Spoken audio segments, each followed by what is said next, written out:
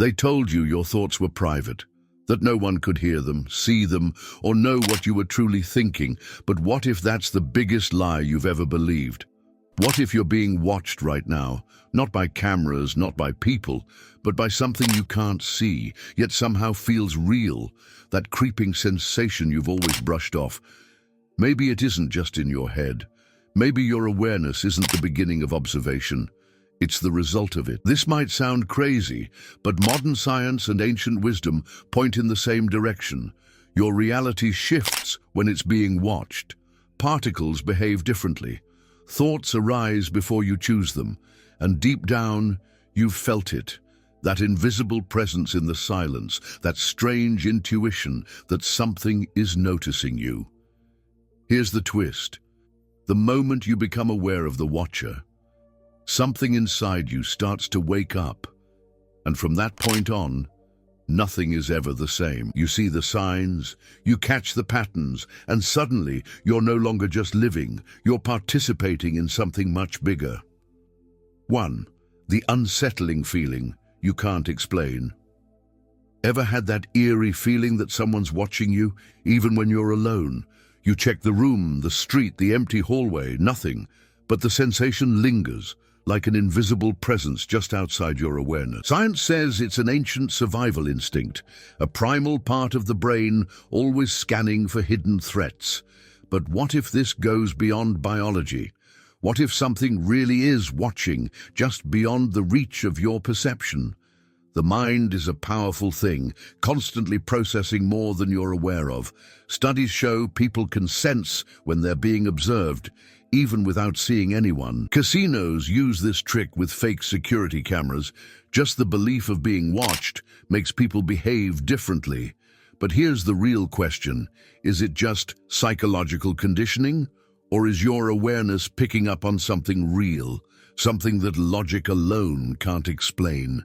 Throughout history, people have reported feeling an unseen presence in moments of deep solitude. Monks in meditation, explorers lost in the wild, even astronauts floating in the vast emptiness of space, all describing an intelligence observing them. Coincidence? Or have they simply tuned into something that's always been there? Maybe the problem isn't the feeling itself, but our inability to explain it. And here's where it gets even stranger. If something is watching, what exactly is it seeing? Your thoughts, your emotions, or maybe the very fabric of reality shifting as you become aware of it?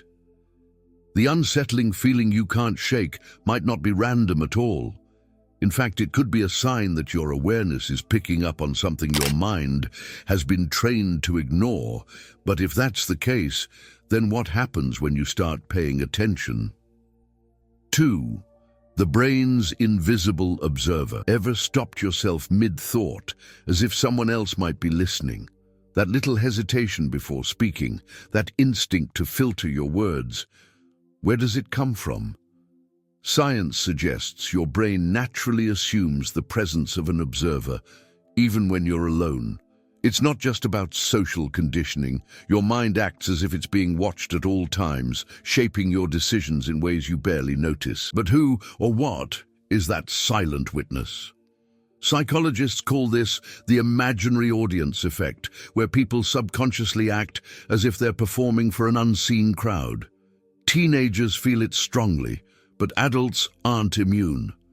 Think about how you change your behavior when security cameras are around, even if no one's watching the feed. It's as if some part of you knows your actions are never entirely private. But here's the unsettling part. What if this feeling isn't just a mental trick? Neuroscience reveals that before you're even aware of a decision, your brain has already made it. It's as if your thoughts are being observed, processed, and then handed over to your conscious mind as an afterthought. You believe you're in control, but something deeper is at play. If you're not the one truly calling the shots, then what force is influencing your choices? And is it truly separate from you, or just a deeper part of your awareness? This opens a strange door. If your own brain acts like it's being watched, could it be responding to something real? History and philosophy hint at this idea. Ancient mystics spoke of the watcher within, a force that silently observes human consciousness. Some call it the higher self, others see it as an external intelligence. But if this observer is real, then the biggest question isn't whether you're being watched, it's what happens when you start watching back. 3. The observer effect. Reality changes when watched. Quantum physics flipped everything upside down when it proved that particles behave differently when they're being observed. That's right, just the act of watching changes the outcome. It's not a theory anymore. It's been tested over and over. These particles act one way when unobserved and another way when someone's watching. Now let that sink in, because if observation can shift the behavior of particles, it raises a serious question about the role of awareness in shaping your reality. Imagine walking into a room and turning on the light. That simple shift, awareness entering a space, transforms what was hidden into something visible. It's the same with your life. You may think your presence doesn't matter, but the universe literally behaves differently when you're looking. That's not just poetic talk. The observer effect shows us that reality isn't fixed, it's interactive. And that means you, the observer, are playing a bigger role than you thought. Take practical examples. People act differently when they're being filmed. Test scores improve when students think they're being monitored. Athletes perform better under the spotlight. Reality bends under the gaze of awareness. The universe responds to being watched, as if your consciousness somehow stabilizes the chaos. This isn't just psychological, it's built into the structure of existence. The line between mind and matter isn't as solid as we were told. So here's the twist. If reality shifts under observation, then you have to wonder, what's watching you? What presence is out there, silent but involved, tweaking the script just by looking? And more importantly, if you're not alone in the role of the observer, then what kind of universe are you actually participating in? One that only exists when someone's paying attention? 4. Is consciousness really yours? You think you're the one in control, right? That your thoughts, your choices, your desires all originate from within you. But neuroscience has a plot twist. By the time you become aware of a decision, your brain has already made it. Studies prove that electrical activity in the brain fires up before you consciously decide to move a hand, speak a word, or even change your mind. So if your thoughts don't start with you, where do they come from? Think about when a song pops into your head out of nowhere. You weren't trying to recall it, yet there it is, looping in your mind. Or when you suddenly get an idea that feels like it just arrived, rather than something you actively created. Some scientists suggest that the mind is more like a receiver, picking up signals rather than generating them. If that's true, then what exactly is broadcasting these thoughts into your awareness? Ancient traditions have hinted at this for centuries. Many believed thoughts were whispers from the divine, messages from unseen realms, or echoes of a greater consciousness. Even Carl Jung suggested that the mind taps into something beyond the individual, the collective unconscious, where thoughts, symbols, and instincts exist outside of personal experience. If your consciousness is just tuning in, then what station is it connected to? This realization changes everything. If your thoughts are being received rather than created, then are you truly the thinker or just the observer?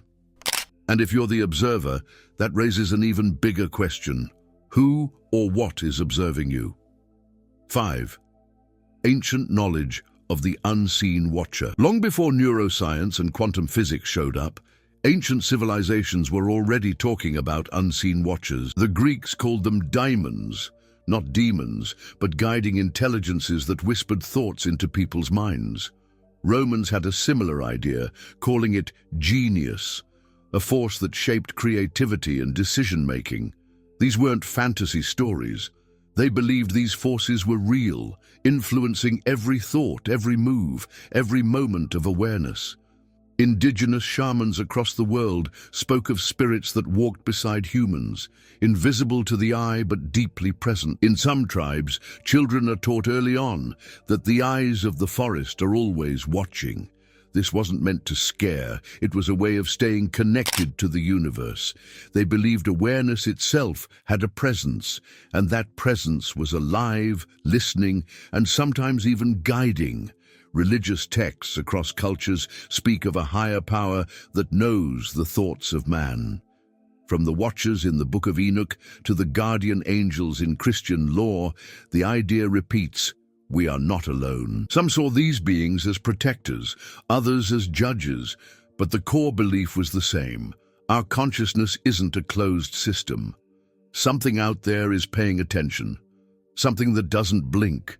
What's wild is how this idea refuses to die, no matter how modern the world gets. Even in the age of AI, satellites, and smartphones, people still feel watched, especially in moments of silence. It's as if awareness itself comes alive when no one else is around. And if these ancient traditions weren't just symbolic, then maybe we've been surrounded all along. Maybe what we call being alone is just an illusion. 6. The mind's role in shaping reality. Here's something that'll mess with your head a bit. Your brain doesn't see the world in real time. It's always running slightly behind, patching things together based on old patterns.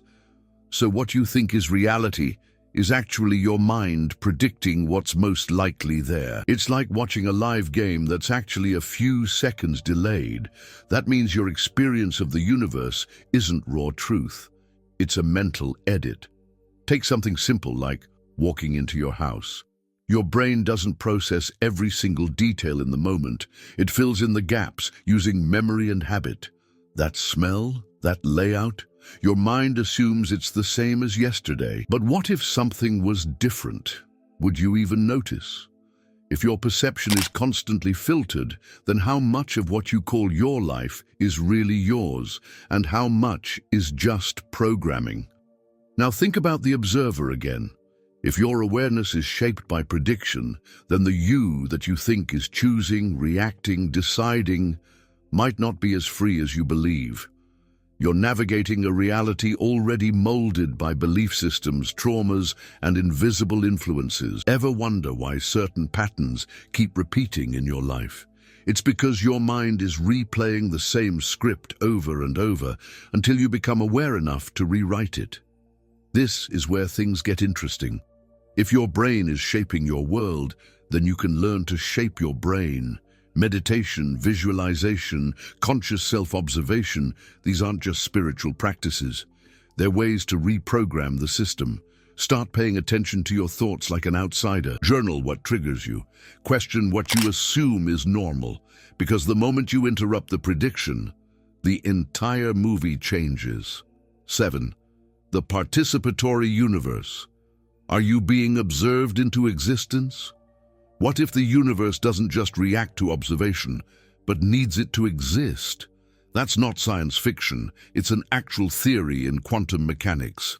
The idea is simple and insane at the same time. Nothing exists in a fixed state until it's observed. No definitive form, no solid outcome. It's like reality is in limbo, waiting for awareness to step in and hit play. So yeah, you're not just a spectator here, you're a participant.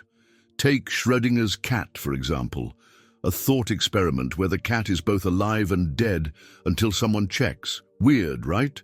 But if matter waits for observation to choose a state, then maybe your very existence is the result of being watched. Maybe the reason you have a body, a life, and a stream of thoughts is because something, somewhere, is observing you into being. And here's where it gets even wilder. The moment you stop looking at something, its state becomes uncertain again. This means your awareness is doing more than witnessing. It's actually anchoring reality. That's huge. You're not a powerless piece on a cosmic chessboard.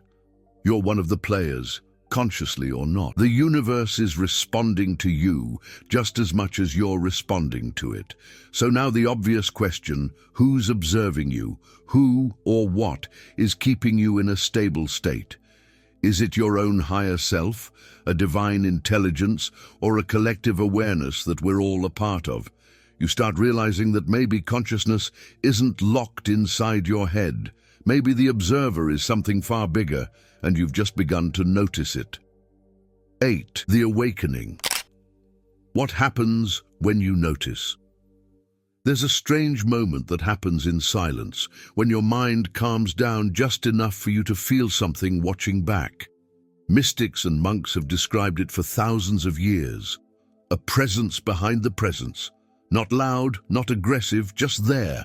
And once you notice it, you can't unnotice it. It's like crossing an invisible line, and suddenly, awareness has layers you never saw before. It's not imagination. People describe this same experience across cultures and religions. Some feel it during deep meditation, others in the middle of a walk in nature. It's not fear exactly. It's a mix of awe and vulnerability, like realizing you've been in a conversation you didn't know you were part of. And it flips everything, because now you're not just observing reality, you realize reality might be observing you. Think about what shifts when a child realizes they're being watched. They sit up straighter, become more present, more intentional. That's what awakening feels like. You become aware that your thoughts, your feelings, even your quiet moments aren't isolated. You're seen, and once you feel seen, the illusion of separation starts to crack. You no longer feel like a disconnected mind in a meaningless universe.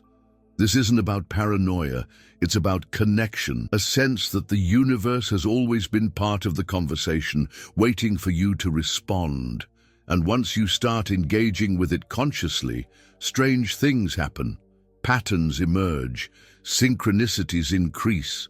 It's as if awareness itself starts winking back, because maybe, just maybe, the moment you begin to watch is the moment everything starts to change. If you want to elevate your vibrations and manifest with more ease, I have prepared something special for you. Click the link in the first pinned comment and join us in the journey of awakening your inner mage.